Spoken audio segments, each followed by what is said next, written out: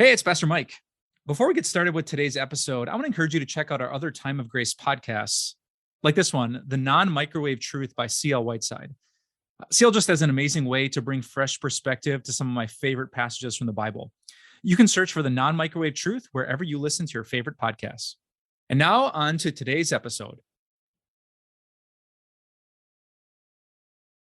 Even though Jesus was traveling with a large crowd, blind Bartimaeus believed that Jesus could hear him.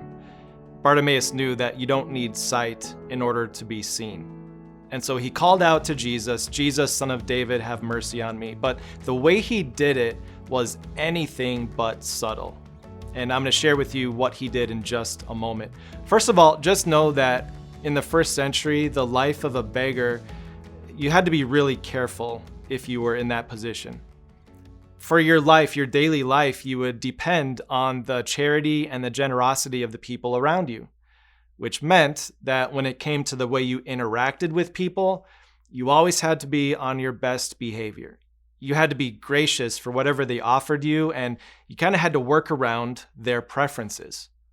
So just keep that in mind as you listen to what Bartimaeus did the day that Jesus was walking by, because the way he called out to Jesus sends a loud message to what Bartimaeus believed.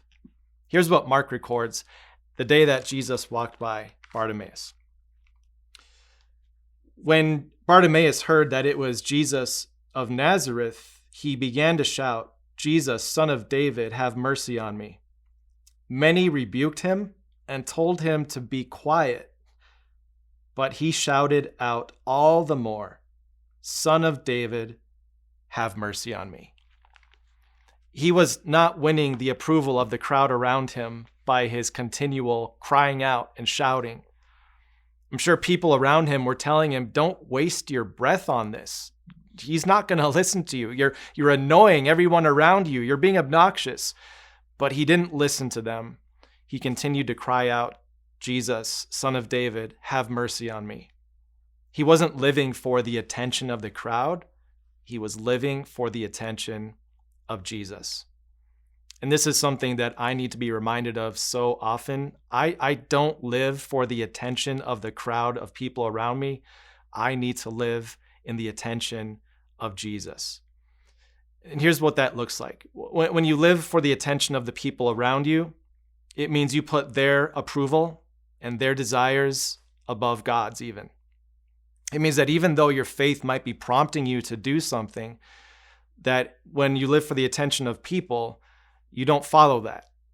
It kind of stifles your faith because you're not living for God, you're living for the attention of the people around you. Now, I don't know what this might look like for you, but I know that for me, when I live for the attention of people, it promises things in the short term, but it doesn't pan out long term.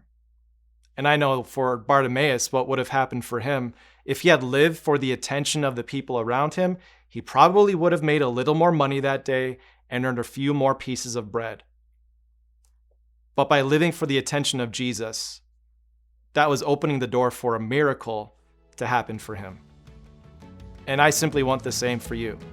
When we live for the attention of people around us, there might be a short-term benefit. People might like you more, and you might even benefit in some way.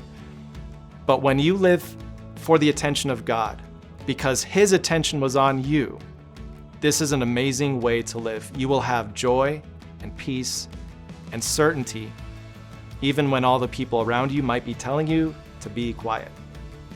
It's amazing to see what God was able to do for Bartimaeus as he called out to Jesus for help. And I'm wondering what God might be wanting to do in you. So just give that some thought today. As you think about who you've been living for and whose attention you're chasing, just remember, God's attention is on you, and He wants your eyes to be on Him.